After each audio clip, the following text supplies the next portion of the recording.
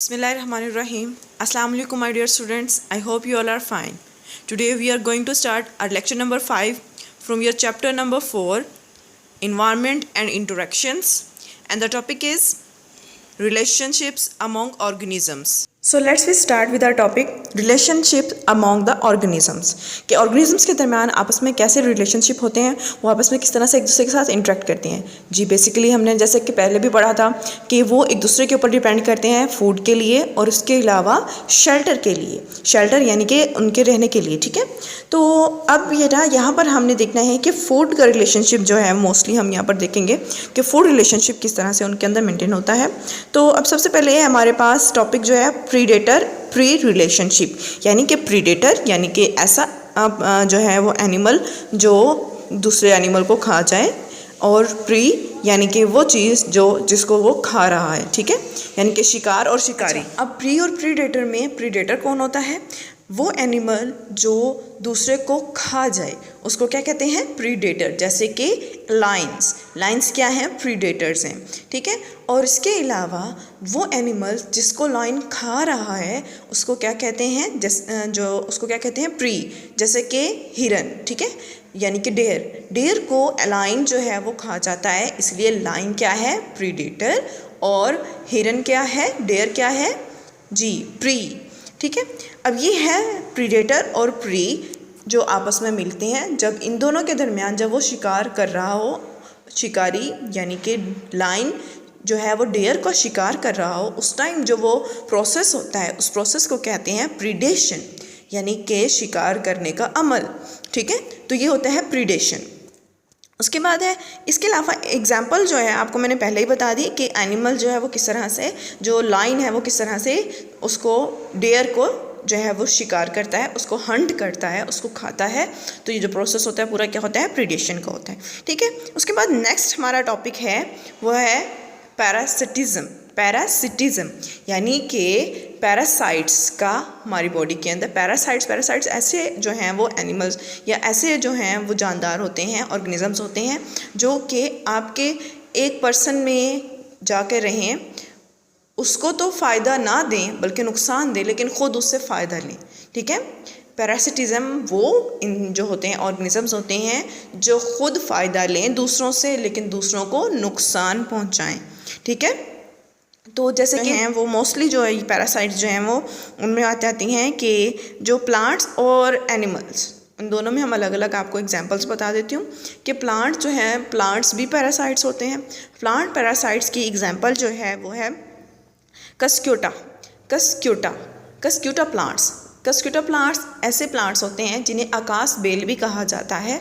ये ऐसे प्लांट्स होते हैं कि ये एक किस्म की बेल होती है जो कि दूसरे प्लांट्स के ऊपर जाके ग्रो करती है, उनके ऊपर पूरी की पूरी फैल जाती है। ना तो उनके ऊपर सनलाइट को आने देती है, और दूसरा उनको उनके ऊपर इस तरह से घेरा डाले जाती है और तंग से तंग कि उनको जो है वो उनकी खुराक पूरी की पूरी अपने अंदर जो है न्यूट्रिएंट्स उसके सारे जो हैं वो अपने अंदर एब्जॉर्ब कर लेती है, और उनके जो हैं उनको बिल्कुल अंदर से जैसे खोखला सा कर देती है। ठीक है, और दूसरे एनिमल्स, दूसरे जो प्लांट्स होते हैं ना, उनको वो तकरीबन ऑलमोस्ट डाई कर देती है। ठीक है, तो ये है कस्क्यूटा प्लांट जो एक पैरासाइट प्लांट है। और इसके अलावा जो इन मॉस्किटोज़ हैं, मॉस्किटोज से तो सब फेमिलियर हैं। ठीक है, मॉस्किटोज़ जो हैं वो भी क्या हैं? पैरासाइट्स हैं। वो क्या करते हैं? एनिमल्स का और इंसानों का जो है वो आकर उनका खून जो चूस लेते हैं, लेकिन उनको साथ में नुकसान भी पहुंचाते हैं, क्योंकि अक्सर जो मॉस्किटोज़ हैं वही आपको जैसे कि पता है मलेरिया और इसके अलावा डेंगू फीवर का भी कॉज होते हैं। ठीक है, तो इस तरह से जो इंसेक्ट्स जो हैं ये दोनों, यानी कि प्लांट्स भी और एनिमल्स भी, यानी इंसेक्ट्स भी जो हैं वो पैरासाइट्स के तौर पर एक्ट करते हैं और इंसानों को और दूसरे जानवरों को भी नुकसान पहुंचाते हैं। ठीक है बेटा, ये तो हो गया पैरासिटिज्म। अब बेटा है आगे एक लास्ट पॉइंट है हमारा कि अच्छा, इसके अलावा इनके अलावा कस्क्यूटा और मॉस्किटो के अलावा भी कुछ ऐसे जो हैं इंसेक्ट्स हैं जो कि उसके तौर पर एक्ट करते हैं पैरासाइट्स के तौर पर, जैसे कि लीच। ठीक है, ये एक छोटा सा कीड़ा होता है, ये भी अक्सर जो है वो स्किन के अंदर ट्रैवल कर जाता है, अंदर चला जाता है, और जो है वो अंदर जाके जो है बहुत से जो हमारे अंदर की चीज़ें हैं उनको खाने लग जाता है। ठीक है, और नुकसान पहुंच जाता है। और इसके अलावा एक और चीज़ है मलप। जिसको एस्केरियस भी कहा जाता है। मतलब एस्केरियस ये वो कीड़े हैं जो अक्सर हमें पता है कि पेट में मौजूद होते हैं कीड़े, ठीक है।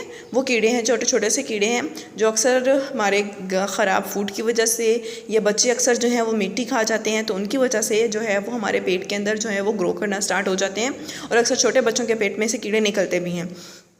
तो ये जो कीड़े हैं इन्हें मलब कहा जाता है, और ये जो है ये भी पैरासाइट के तौर पर ही एक्ट करते हैं, क्योंकि ये हमारे अंदर से जो हमारी फूड को तो खा रहे होते हैं और साथ के साथ जो है वो उसको नुकसान भी पहुंचा रहे होते हैं, हमारी अंदर जो है वॉल्स को भी खाते जा रहे होते हैं। अच्छा, उसके अलावा बेटा आप आगे हैं डू यू नो, ठीक है। डू यू नो में हमने पढ़ना है कि हमारे पास जहाँ पर एक होता है पैरासाइट, एक और वेस्प जो है यानी कि भीड़, एक किस्म का जो भीड़ है वो भी पैरासाइट के तौर पर ऐड करता है। तमाम भीड़ नहीं होते लेकिन कुछ भीड़ जो है वो भी पैरासाइट होते हैं।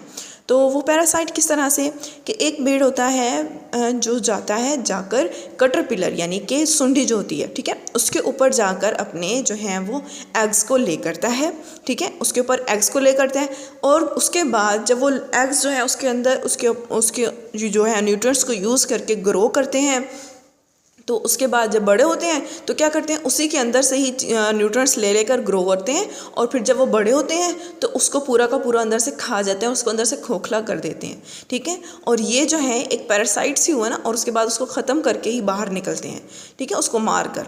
तो ये कितने बुरे पैरासाइट्स हुए ना कि दूसरे को नुकसान पहुंचा कर आए, खुद तो उससे फ़ायदा ले लिया लेकिन उसको नुकसान पहुंचा दिया। तो बेटा ये था आपका जो पैरासाइट्स का टॉपिक। उसके अलावा प्रीडेटर और रिलेशनशिप पढ़ा हमने, ठीक है। तो आई होप आपको लेक्चर्स पूरा समझ आ गया होगा, अच्छे से समझ आ गया होगा, प्रीडेटर रिलेशनशिप भी और पैरासिटिज़म भी। तो अब बेटा आप लोग अपना ख्याल रखिएगा। अल्लाह हाफिज़।